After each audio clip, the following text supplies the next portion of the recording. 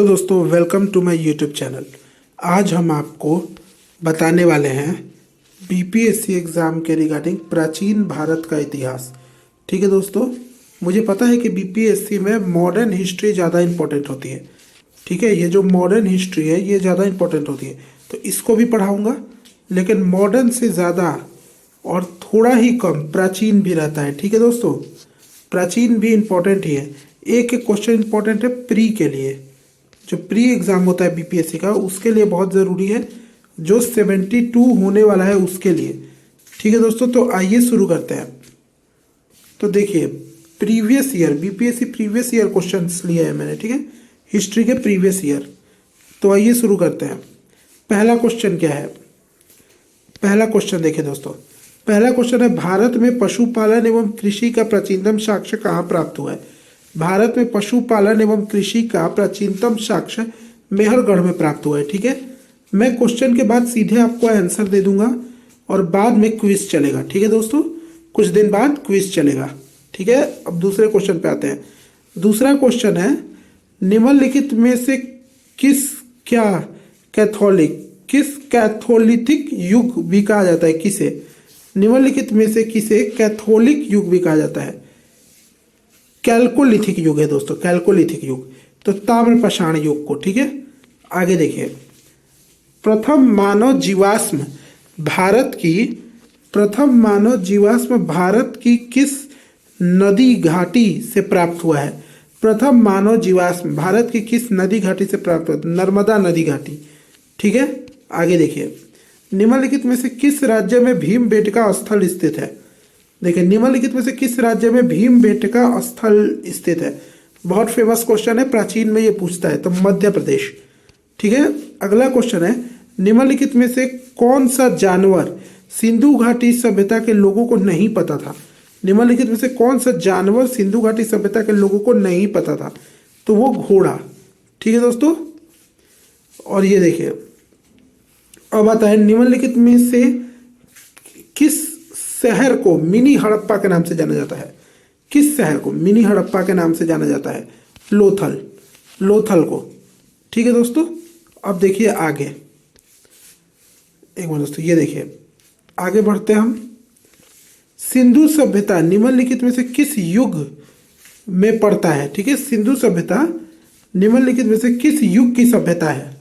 एक तरह से किस युग की सभ्यता है? तो आंध्र ऐतिहासिक काल या आंध्र ऐतिहासिक युग। ठीक है, अब आगे देखिए, सिंधु घाटी सभ्यता की सबसे महत्वपूर्ण विशेषता क्या थी? तो नगर नियोजन सिंधु घाटी सभ्यता की महत्वपूर्ण विशेषता थी। ठीक है, अब आगे देखिए, निम्नलिखित में से कौन सा एक हड़प्पा बंदरगाह था? निम्नलिखित में से कौन सा एक हड़प्पा बंदरगाह था? तो लोथल। निम्नलिखित में से कौन सा एक हड़प्पा बंदरगाह था? तो लोथल था। ठीक है, अब आगे देखिए, निम्नलिखित में से किस हड़प्पा कालीन स्थल को टेराकोटा का हल प्राप्त हुआ है?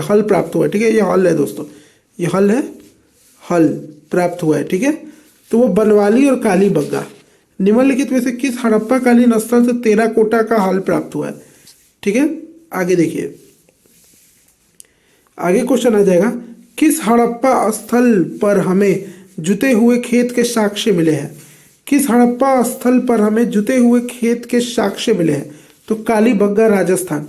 ये जो कालीबंगन है ये राजस्थान में अभी है, लोकेटेड है। ठीक है, निम्नलिखित में से कौन हड़प्पा और मोहनजोदड़ो का उत्खनन से संबंधित नहीं है? ठीक है, उत्खनन संबंधित नहीं, तो वीए स्मिथ। ठीक है, अब आगे, निम्नलिखित में से हड़प्पा में मिट्टी के बर्तनों पर सामान्य किस रंग का उपयोग होता था? तो लाल रंग। ठीक है दोस्तों, क्वेश्चन में सीधे कर देता हूँ, लाल रंग।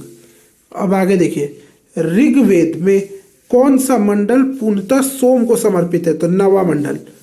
अब आगे देखिए, आईआईटी खड़गपुर के अध्ययन दल की रिपोर्ट के अनुसार लगातार कितने वर्षों की ना के बराबर वर्षा का होना सिंधु घाटी सभ्यता के पतन का कारण बना? सिंधु घाटी सभ्यता के पतन का जो कारण है वो वर्षा ना होना कितने बना? तो 900 वर्ष। ठीक है दोस्तों, आगे देखिए, गायत्री मंत्र किस पुस्तक से लिया गया है? तो ऋग्वेद से। ठीक है, फिर भारतीय उपमहाद्वीप में लोहे का प्रयोग कब शुरू हुआ, तो इसका कोई प्रमाण नहीं है। ठीक है दोस्तों, देखिए इसका कोई प्रमाण नहीं है कि कब स्टार्ट हुआ। ठीक है, गौतम बुद्ध का जन्म कहाँ हुआ था? गौतम बुद्ध का जन्म लुम्बिनी में हुआ था। फिर प्रसिद्ध 10 राजाओं का युद्ध किस नदी के तट पर लड़ा गया था? तो पारूनी नदी, ये पारूनी नदी के तट पर। ठीक है, अब देखिए उत्तर वैदिक काल के दौरान रचित किस प्राचीन भारतीय ग्रंथ में दार्शनिक भजन और ब्रह्मांड विज्ञान और नैतिकता पर चर्चाएं शामिल है? उपनिषद। इसका आंसर होगा उपनिषद। ठीक है दोस्तों, उपनिषद। अब देखिए गौतम बुद्ध ने अपना पहला उपदेश कहाँ दिया था? गौतम बुद्ध से रिलेटेड बहुत से क्वेश्चंस आते हैं, प्राचीन के इंपॉर्टेंट है। गौतम बुद्ध और मगध, जैन धर्म, बौद्ध धर्म, मगध, तो सारनाथ में दिया था। अब देखिए बोध गया में किसे ज्ञान की प्राप्ति हुई थी? बोध गया में गौतम बुद्ध को ज्ञान की प्राप्ति हुई थी, बोधि वृक्ष के नीचे। महात्मा बुद्ध ने अपना पहला धर्म चक्र परिवर्तन किस स्थान पर किया था? धर्म चक्र परिवर्तन सारनाथ में किया था। सारनाथ में इन्होंने अपना धर्म चक्र परिवर्तन किया, वो भी पहला। ठीक है, अब आगे देखिए गौतम बुद्ध का निधन कहाँ हुआ था? तो सबको पता है कि कुशीनगर में हुआ था। अब कौन सा शासक नाम चतुर्थ बौद्ध संगीति, कौन से शासक का नाम चतुर्थ बौद्ध संगीति कश्मीर में आयोजित की? मतलब किसने, कौन सा शासक था जिसने चतुर्थ बौद्ध संगीति को कश्मीर में आयोजित कराया था? तो कनिष्क। ठीक है, कनिष्क।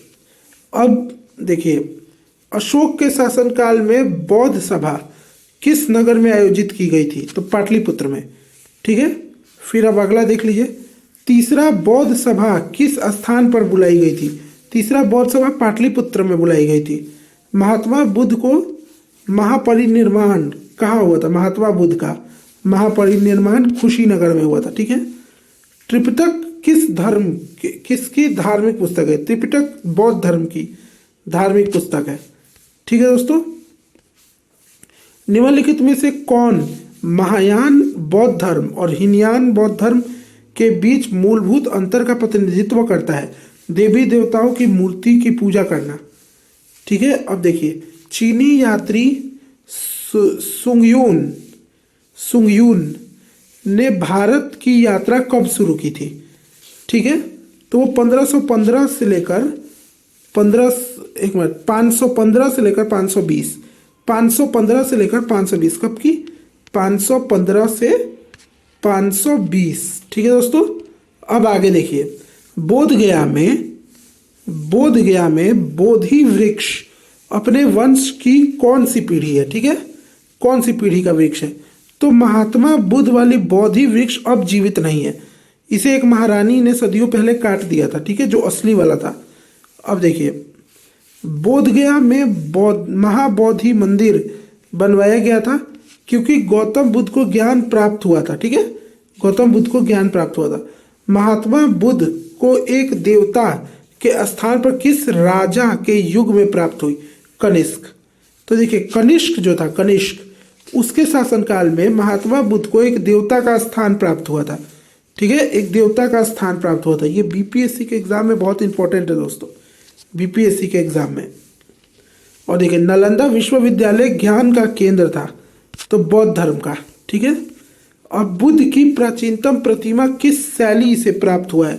बुद्ध की प्राचीनतम प्रतिमा गांधार और मथुरा कला शैली से। ठीक है, अब देखिए जैन धर्म के प्रवर्तक महावीर जी का मोक्ष स्थान कहाँ स्थित है? तो जैन धर्म के प्रवर्तक महावीर जी का मोक्ष स्थान पावापुरी में स्थित है। ठीक है, निम्नलिखित में से कौन सी बात पर बौद्ध धर्म और जैन धर्म समान नहीं होते हैं? बौद्ध धर्म और जैन धर्म समान नहीं होते हैं। आत्मदहन। ठीक है, महावीर स्वामी का जन्म कहाँ हुआ था? तो कुंडल ग्राम में।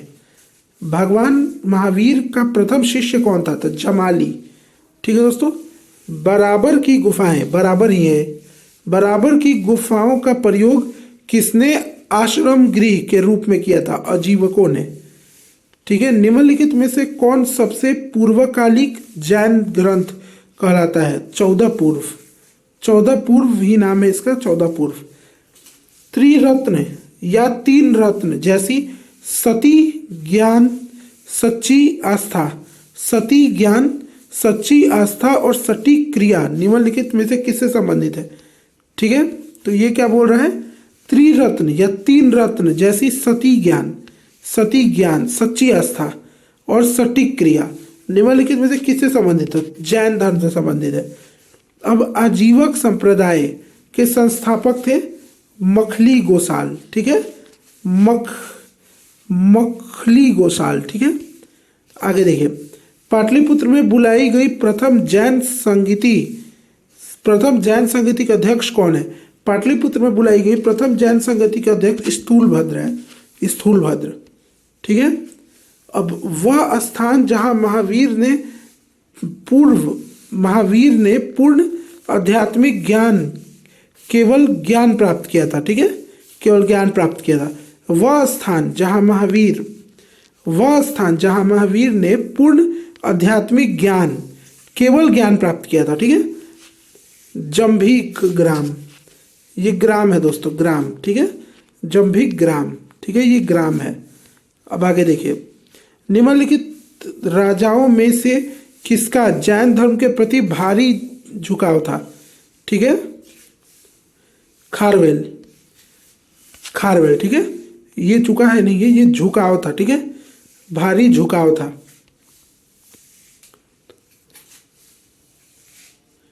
अब आगे क्वेश्चन देखिए, किस शासक ने अपनी राजधानी पाटलिपुत्र से स्थानांतरित की थी?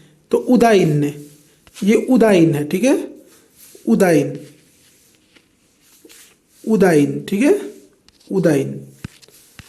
चलिए आगे देखिए, आगे निम्नलिखित में से किस राजा ने पाटलिपुत्र बसाया था? अजातशत्रु ने पाटलिपुत्र बसाया था। हर्यक वंश की स्थापना किस महान शासक ने प्राचीन बिहार में की थी? तो हर्यक वंश की स्थापना किस महान शासक ने प्राचीन बिहार में की थी? तो बिंबिसार। ठीक है, बिंबिसार। अब प्रथम मगध, अगर आप देखिएगा तो प्रथम मगध साम्राज्य का उत्कर्ष किस सदी में हुआ था? तो ईसा पूर्व 6वीं शताब्दी। ठीक है, अब देखिए दोस्तों, ऐसे और भी क्वेश्चंस हैं, तो मैं स्टार्ट करता हूं। ठीक है, आगे देखिए, प्राचीन काल में गंगा के दक्षिण क्षेत्र को क्या कहा जाता था? तो मगध के नाम से जाना जाता था। मगध की राजधानी राजगृह का प्राकृत नाम क्या था? राजगृह ही था। ठीक है, राजगीर। मगध की राजधानी राजगीर का प्राकृत नाम राजगृह था। ठीक है, अब विश्व का पहला गणतंत्र वैशाली में किसके द्वारा स्थापित किया गया था? लिच्छवियों के द्वारा। प्राचीन महाजनपद मगध की प्रथम राजधानी कौन सी थी? तो राजगृह थी। ईसा पूर्व 6वीं शताब्दी में विश्व के प्रथम गणतंत्र व्यवस्था कहाँ थी? वैशाली में। अब अजातशत्रु के वंश का नाम क्या था? हर्यक वंश। 16 महाजनपदों की सूची उपलब्ध है। देखिए तो 16 महाजनपदों की सूची अगुत्तर निकाय, ठीक है, इसमें उपलब्ध है। अब देखिए, किस शासक द्वारा सर्वप्रथम पाटलिपुत्र को राजधानी के रूप में चयनित किया था? तो उदयन द्वारा। ठीक है, पाटलिपुत्र को राजधानी के रूप में चयनित किया था, राजधानी के रूप में। इस सब के आप नोट्स भी बना सकते हैं, नोट्स बना लीजिएगा। ठीक है, और पीडीएफ चाहिए तो कमेंट में पीडीएफ लिख दीजिएगा, आपको इसकी पीडीएफ दे दूंगा। ठीक है, महावंश के अनुसार बिंबिसार किस आयु में सिंहासन पर बैठा था? महावंश के अनुसार बिंबिसार किस आयु में सिंहासन पर बैठा था? 15 वर्ष। ठीक है, प्रघोत कहाँ का राजा था? प्रघोत अवंती का राजा था। मगध शासक बिंबिसार का चिकित्सक कौन था? तो जीवक था। जीवक बहुत फेमस है, आपको याद होगा, जीवक था। नंद वंश के पश्चात मगध पर किस वंश ने शासन किया? तो मौर्य वंश।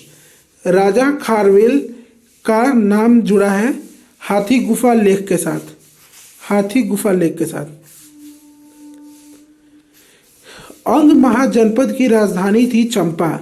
बराबर पर्वत श्रृंखला स्थित गोर्थगिरी, ठीक है, गोर्थगिरी किसके द्वारा विजिट की गई? खारवेल के द्वारा। निम्नलिखित में से मगध का कौन सा राजा सिकंदर के ये समकालीन था? सिकंदर महान के समकालीन था, तो धनानंद था। ठीक है, आगे देखिए, वह स्रोत जिसमें पाटलिपुत्र के प्रशासन का वर्णन उपलब्ध है, वह स्रोत जिसमें पाटलिपुत्र के प्रशासन का वर्णन उपलब्ध है, वो इंडिका है। ठीक है, अब हुर्ण राजा टोडरमल, हुर्ण राजा तोड़मान किस ओलिकर राजा द्वारा पराजित किया गया था? तो प्रकाशवर्धन। ठीक है दोस्तों, प्रकाशवर्धन। आगे देखते हैं।